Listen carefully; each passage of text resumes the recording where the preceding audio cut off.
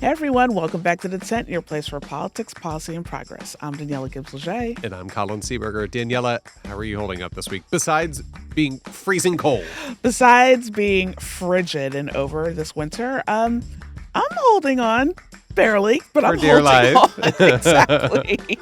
Oh, I hear you. It has been precisely 51 hours at the time of this recording into Feels like a year?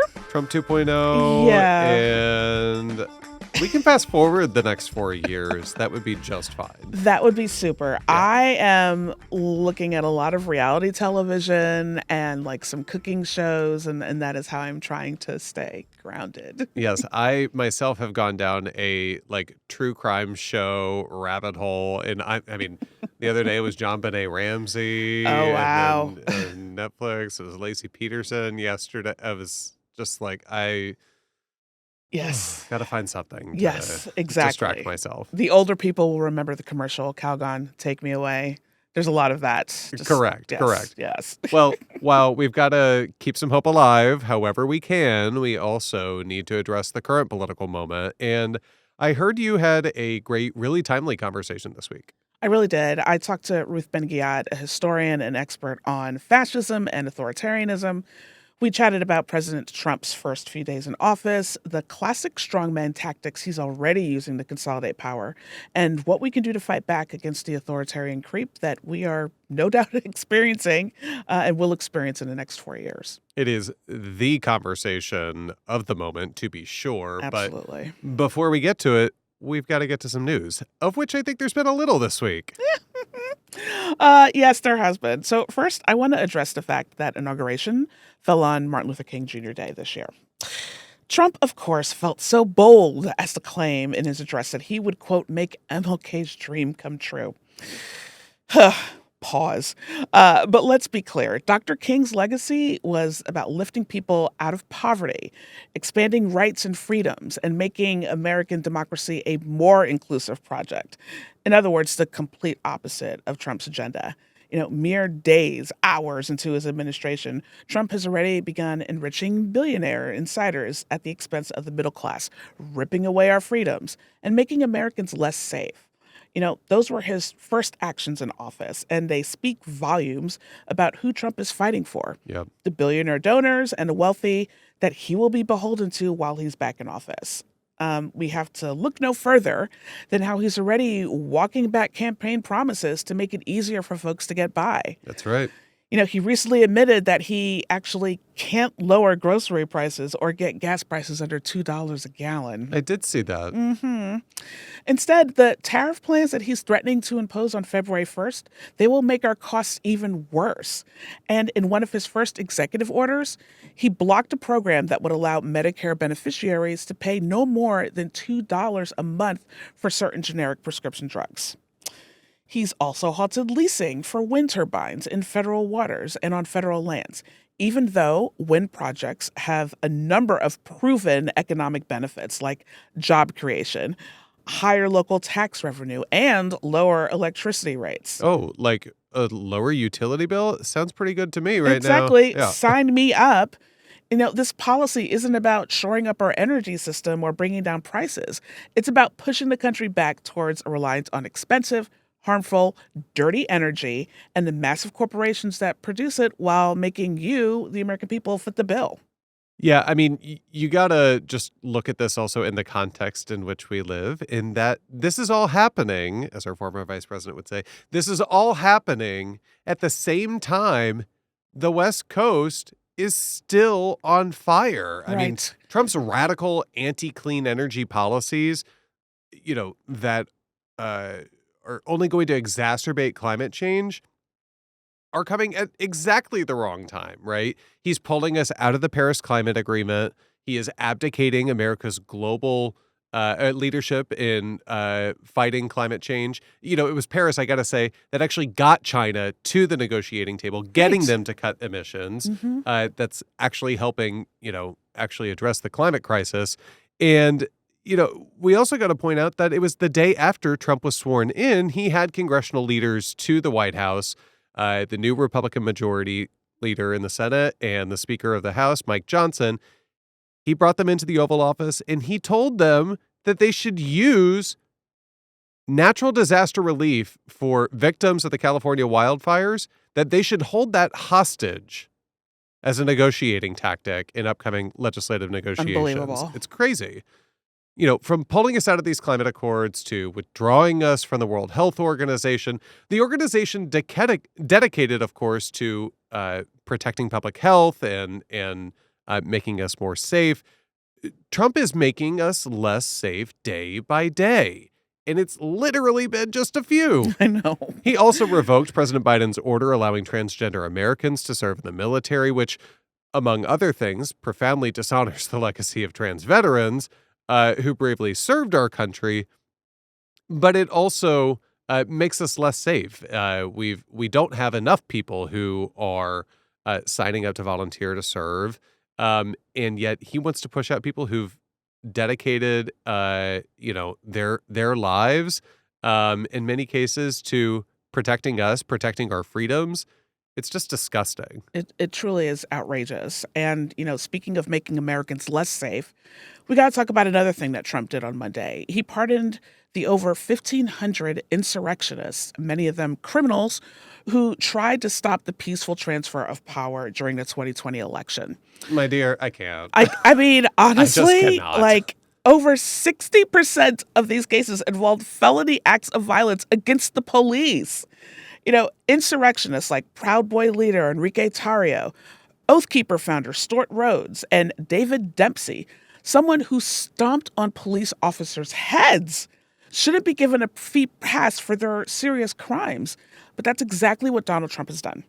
And this is the opposite of law and order. I thought they were supposed to be the party of law and order. Sure is. Back the who?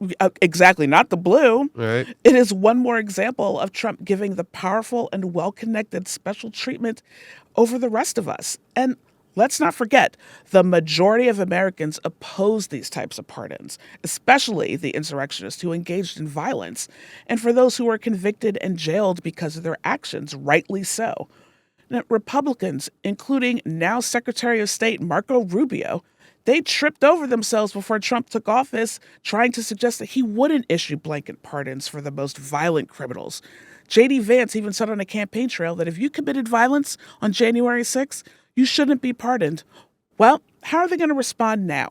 And since these criminals have been released from prison, some, like the self-proclaimed QAnon shaman, have said they're going to buy more guns. That's not keeping the American people safe, and it's not what they want.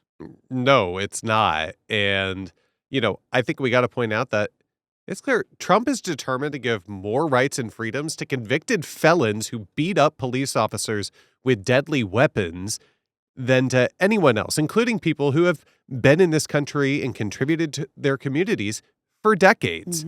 I'm talking about huge swaths of the immigrant population in the United States. He wants to deport them while giving get-out-of-jail-free cards to people who have actually been convicted of felonies. Let's also be clear, it's not just that Trump wants to stop illegal immigration. His actions this week show he's intent on blowing up the immigration system even more, right?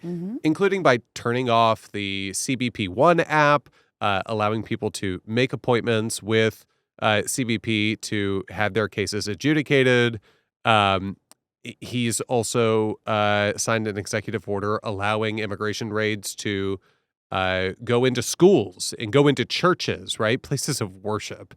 And he's also signed an executive order trying to ban birthright citizenship. I'll remind you that birthright citizenship is guaranteed quite plainly by the 14th Amendment. Very, very clear. It sure does, yes. Trump, may want to, but he can't change that with a stroke of a pen, which is why it's already being challenged in court. Trump is already failing to prioritize the false promises he made on the campaign trail, and clearly putting America and the Constitution, below his own political power. And, the most concerning thing is he's far from done. Yeah. I thought that Senate Minority Leader Chuck Schumer put it pretty well this week.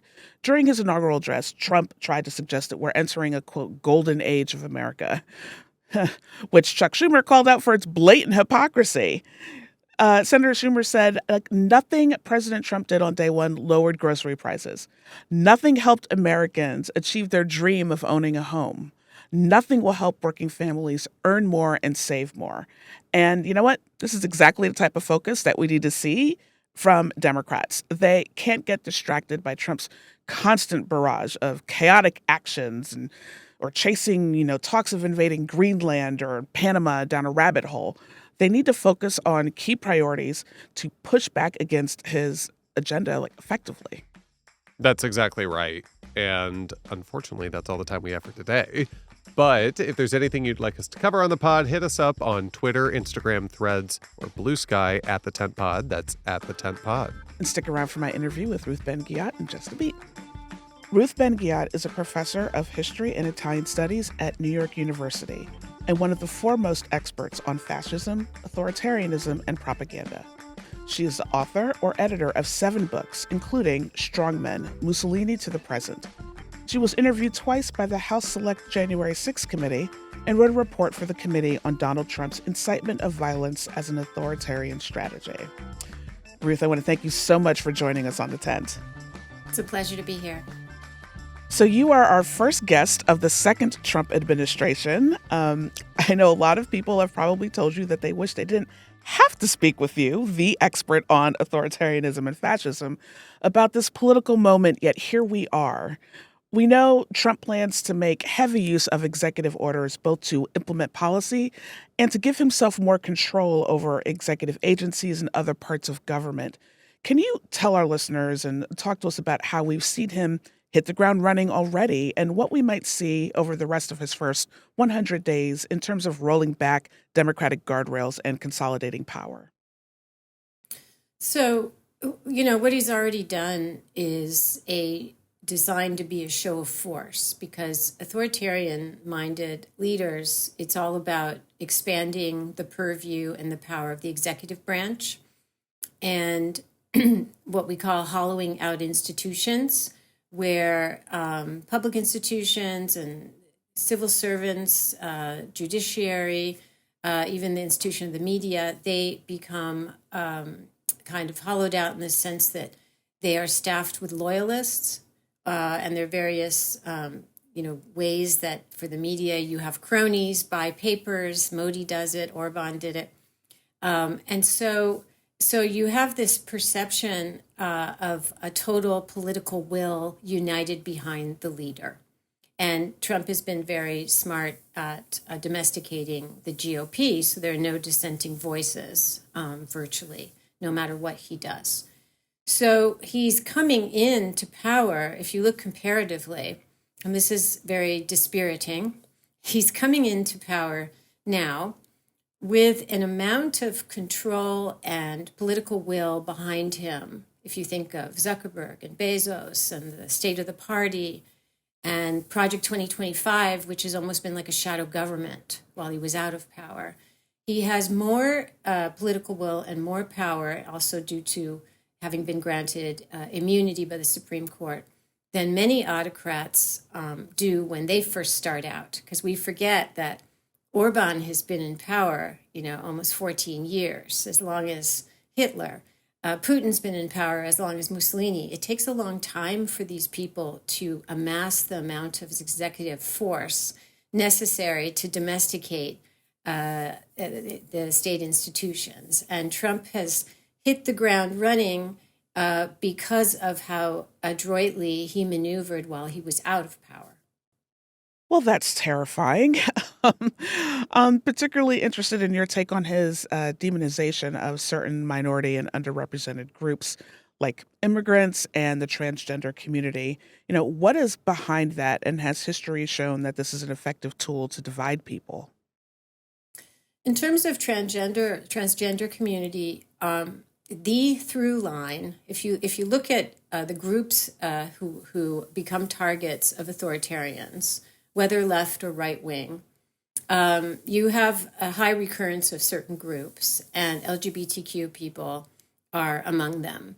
But the through line is actually homophobia. because even on the subject of women's rights, most times women's rights suffer because you have a pronatalist, return to having more babies, and this has implications for women's rights and women's imaginaries in the national collective. But homophobia is something that has produced persecution around the world for 100 years. And within that, it's been very tragic but historically interesting to see how the transgender community has been singled out. Because ever since the Nazis decided to target a community, the Jews, who were an infinitesimally small percentage of the population, most Germans didn't know any Jews. It's easier to dehumanize a group of people who you don't know. And so they have, instead of, there's now in America, there's kind of a broad acceptance among, if you look at the Pew Research surveys of same-sex marriage, for example. So they have singled out transgender and made them the kind of devil incarnate of the collapse of all values. And this has worked for them because there's a lack of familiarity among most Americans with somebody who is transgender. And so propaganda works better if the subject is someone you don't know, and thus you are more susceptible to the kind of false narrative spun about that group. So you touched on this a little bit, and we know that the transition to authoritarianism isn't instantaneous. It usually happens gradually under administrations like this one through actions like weaponizing the justice system and law enforcement. Both are courses that Trump has promised to take. How is this new administration already mirroring the tactics of other strongmen around the world, past and present, including some that Trump has professed to admire, like Putin or Orban? And, what should we be particularly watchful for as things unfold? And what can we do to protect ourselves? Yeah, there's several questions in there. First, there is a high degree of similarity with, for example, Project 2025. There's a trifecta of there's pardons, there's privatizations, and there's purges. And these are things that certainly right-wing authoritarians have followed ever since Mussolini, who did all those three things. As soon as he became dictator, he pardoned all the political criminals, meaning the black shirt thugs who had helped him get to power. And Pinochet in Chile in the 1970s pardoned all human rights abusers from the military. He had a military dictatorship. And so that's going on. You have privatizations because authoritarians use those to make their bargains with big capital, with the elites of various sectors of society. And so that's why Project 2025 has as some of its pillars deregulation and privatization, because authoritarianism is about taking away the rights of the many and giving the very few, the billionaires, the elites, more freedoms than they ever dreamed possible to be free of checks from government regulation. And this started during Trump's first administration. He rolled back over 100 environmental regulations and food safety regulations. So we're seeing a slew of these things right now. But these are things that are common to authoritarians around the world, not just in the present, but also in the past. Now, what can we do? One interesting thing that I predict will happen is a lot of the contradictions in the kind of fake populism, as I call it, of MAGA, where Trump says, I stand for the people. And this is an international thing. Think about Javier Milei, Mr. Chainsaw, who, said, I'm going to cut all the regulations. I'm a man of the people. I care about you, when his job was advising billionaires in Argentina. So this fake populism, it purports, MAGA is going to be for the working man. And instead, what we see is it's cashing out. It makes government into not about public welfare, but about creating the conditions so that those in power, the leader, the cronies, can cash out. And we're already seeing this. So the contradictions and the hypocrisies of MAGA as an ideology and as the promises are going to become more apparent to Americans. And so that's a place that we need to amplify and expose this fake populism, because it's going to be felt by Americans at the level of daily life. You promised us X, and instead we're getting Y. Mm-hmm. And so in the long run, I think that the political opposition, which is what we Democrats are now, or don't have to be a member of the Democratic Party, anybody who is for democracy is the political opposition now, if you have an autocratic-minded regime or government. This is a space where we can maneuver to attract people into voting, people who perhaps weren't voting before. So this is kind of something I see over the long run, that out of tragedy, because this will be a tragedy for many people in their daily lives, can come a political will to build something better. So we've already seen signs that the media is hung up on the outrageous claims that Trump makes, to distract us from his dangerous agenda, and that they're even willing to go along with some of his narratives to try and win favor or access with the new administration. ABC News donated $15 million to his presidential library a few weeks ago over a defamation suit, if you can call it that, a case that experts thought the network would have won anyway. So what are the dangers here, and how can the media's seemingly bending of the knee impact democracy and truth-telling over the next 4 years? And I'm assuming that we have seen this happen in other democracies or in other countries that are facing democratic backsliding. Yeah, those of us who work on, autocracies globally have been disappointed, to say the least, at the speed with which the bending of the knee is happening, and how many of the knee bendings happened before Trump even entered. And this is because he was so smart about using intimidation through lawsuits and other means to make life difficult.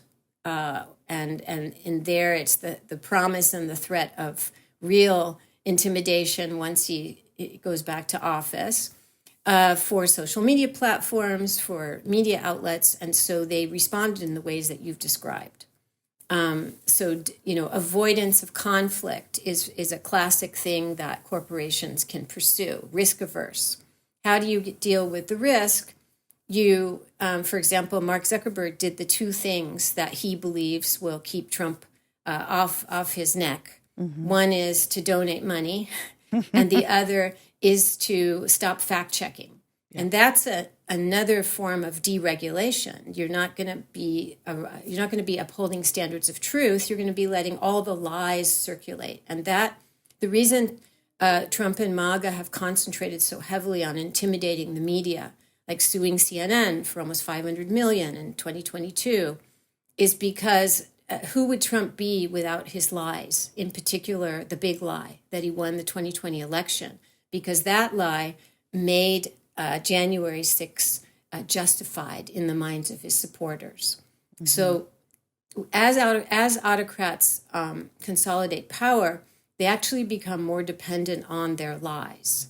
And that is why they go after journalists, they go after critics in the academy, the same groups over and over again, because the more they become dependent on the lies to stay in power, and they pay PR firms to say their trains are running on time. It's a whole superstructure scaffolding of investment of time and resources to prop up their lies, because they're nothing without them. So there's a lot of discussion today about how all of the various steps our political leaders took in recent years to try and hold Trump accountable for his wrongdoing, be it two impeachments, which you're very familiar with, multiple special counsel investigations, criminal trials, you name it, all seem to empower or embolden Trump. Fast forward to now, and there's an active debate about when and how folks should draw the line this go around. And I'll give an example. Let's take Elon Musk's apparent, I think it was very obvious it was a Nazi salute that he did not once, but twice while giving a speech on Monday at one of Trump's inauguration addresses. Is there a risk that by not calling out this repugnant behavior, that you kind of aid and abet it, and you signal to the American public that it's okay? So I know that, these are really tough calls to make, focusing on, the noise that's out there, versus the things that do like immediate irreparable harm. But on stuff like this, like what should folks do? Yeah, it's very important to call out um, egregious behavior, corrupt behavior, because if we don't, we are helping to normalize extremism. We are helping to normalize corruption.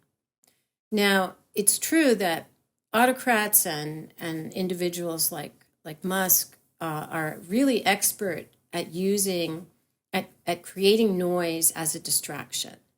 A good example, and Trump is expert at this, but Bolsonaro was really good when he was president of Brazil. And there was a time when he faced a corruption investigation or corruption charges, and he was worried about this. So he held a press conference, and one of the journalists asked him a tough question, and he said, "You have a very homosexual face." So that became the story. And he has a history of homophobia, said he could, he'd strangle his son if his son were gay. And everyone knows this in Brazil. So that became the story. And the news cycle was about that and not about the corruption worries. So when, in Musk's case, the important thing was, in a way, it was upstaging Trump. He was also signaling to the far right and the extremists, not just in America, but all over the world, because he operates globally. Mm-hmm. And it is important to call these things out. Now, there's a very good reason people don't, though, because they have intimidated people. All these defamation suits, and individual people worried that they would be sued or Trump's people would go after them. And so, very unfortunately, a climate's been created in our country, and it reminds me of early fascism, and I don't use that word lightly, where even the most powerful people in the country, senators, judges, they are living in fear. Gabriel Sherman reported on this. They are living in fear, and they've been living in fear for a long time. And what did January 6th do? It taught the political class that no one was off limits. Anyone could be targeted, even Mike Pence. Mm. So this is a huge, huge problem, and it will become more of a problem, except that the history of resistance and the history of anti-authoritarianism says there's safety in numbers.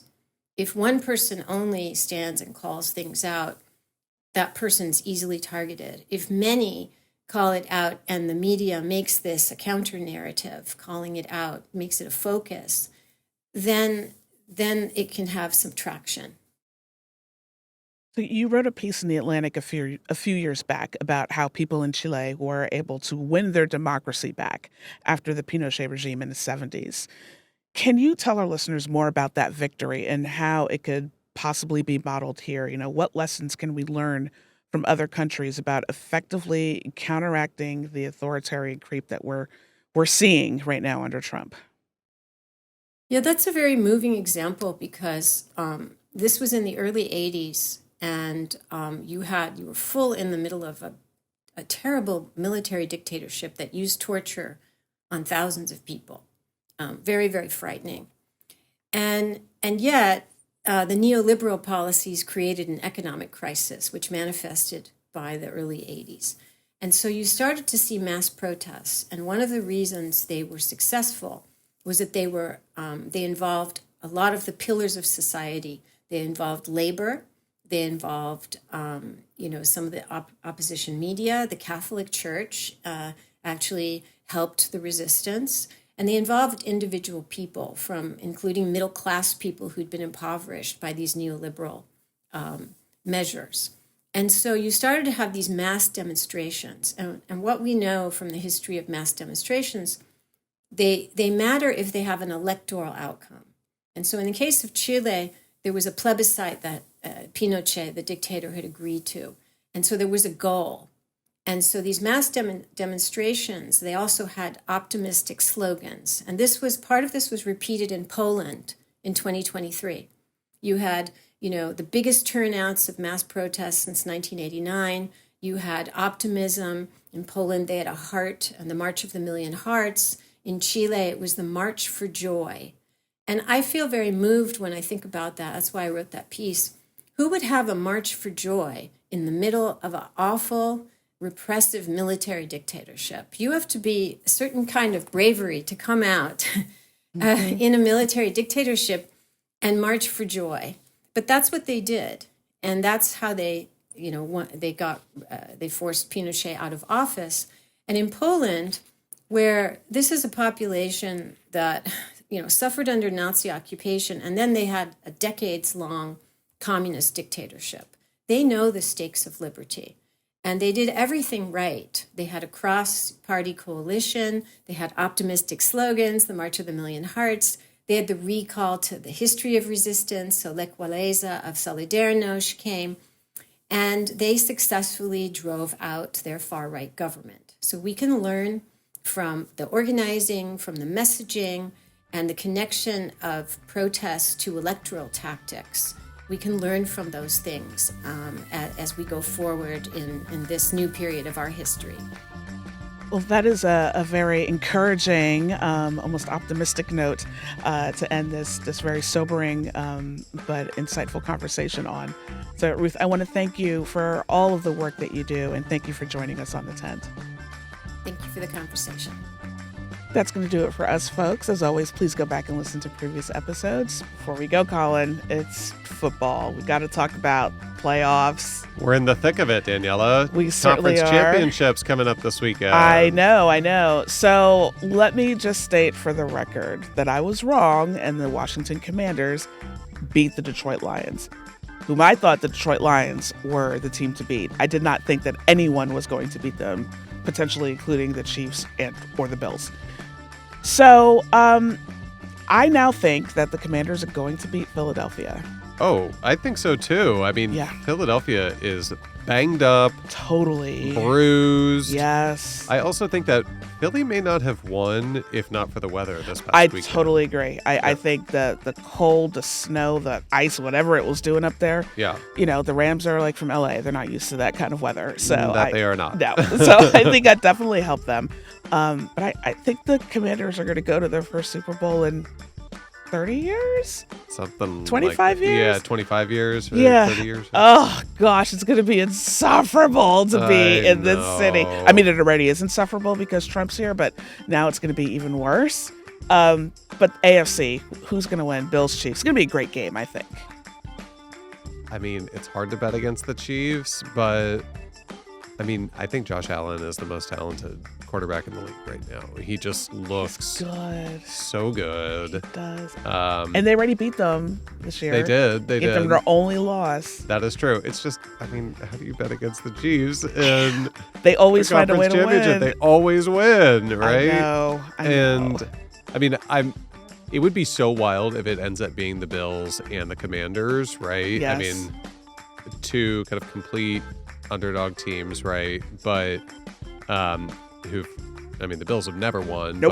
but Commanders, I guess they've not won as Commanders. I guess that's true. I don't want them to tie the Giants for a Super Bowl victory. Oh, I know. I don't want that for them. So regardless, if they make it to the Super Bowl, I'm rooting for whoever the other team is. So. I mean, I guess if there's any solace in it being the Commanders and Philly in the conference championship, is it makes both of our teams look better, which that they surely are not right now. I don't think anything can make the Giants look better, to be honest. Okay. Fair Fair enough. Terrible, awful season. Horrific.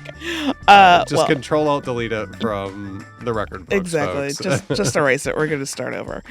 Maybe we'll do that to America, too. Wouldn't that be great? Was it the Men in Black thing? We're just going to start over. Good. Go. Ding. Ding. All right.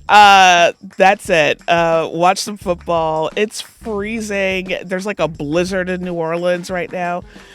Folks, get your flu shots. It's not too late. My doctor friends say it is not too late. Gosh. Please protect yourselves because there's like some nasty viruses going on out there. Norovirus too. That too. I mean, I know. Like, it is wild. let's not have that be a thing, please. That would be great. That would be Yes. awesome. All right.